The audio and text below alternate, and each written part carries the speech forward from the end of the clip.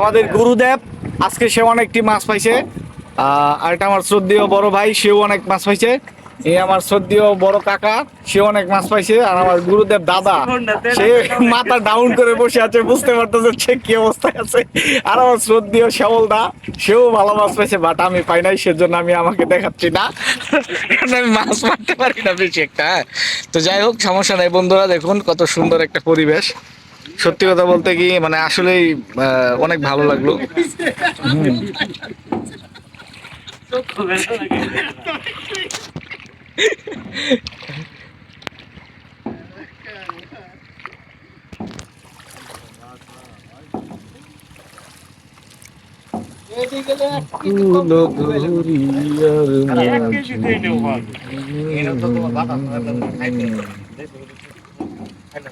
যাই হোক